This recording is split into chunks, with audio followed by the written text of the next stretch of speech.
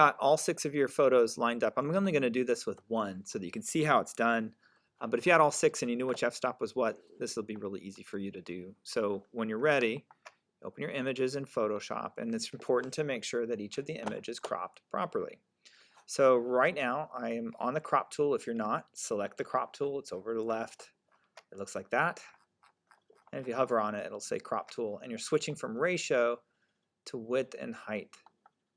In this one, we're looking for a 5" by 3" portrait mode photo. If you happen to do landscape photos, you can use that and just flip the arrows and it will crop it in landscape form. Just be consistent. Make sure all 6 of them are the same. 3x5 is going to help you set all this up later on a document. So I'm going to go ahead and confirm that by clicking done. And then it's recropped my image. And then it's time to create a backdrop. So we're going to go to new. And I'm going to make a 19 by 9" white backdrop because I want to use that color. Custom, check everything, 19 inches wide, 9 inches high, 300 resolution, that's pixels per inch. And I'll get this. I don't want that, so I'm going to hit escape. The next step is you want to build yourself a guide layout. And so there's things here in view under guides. And if you have a guide there, you can clear it and delete it at any time. And what you need is a new guide layout.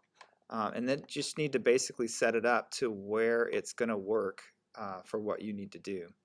So it's going to be 3 columns, 2 rows, and it's expressed as pixels. But if you're doing this for the first time, you want your width for each column to be 5 inches. And your height for each column to be 3 inches because that lines up with the size of the image. Gutters will be 1 inch, 1 inch, and the gutters are the in-between spaces. So you're just making sure that this space, the gutter, each of them are 1 inch for the columns and for the rows. And then the margins as well, 1 inch on all of them. And again, it already had it because I had just set this up. So if you go through and type in, no matter what you're seeing, 1 inch by 1 inch, you'll get this nice, neat guide layout that helps you work with the photos that are 3x5. To transfer a photo, it's pretty easy to do. You should be able to go to the image, drag it, and move it over to your background image, and then drop it. And then I can take that image and just scale it to fit right in the guide so that it's nice and clean.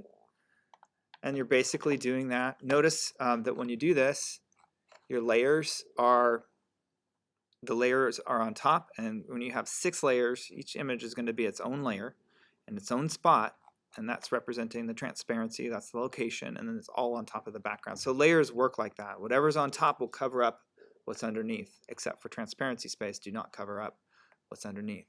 So if you can imagine 6 more layers on top, 1 for each picture, that's what it's going to look like. The final step and the final tool that you need to work with to finish this project is the text tool. The way that you label this really doesn't matter to me as long as it's clear what the f-stop is for the photo.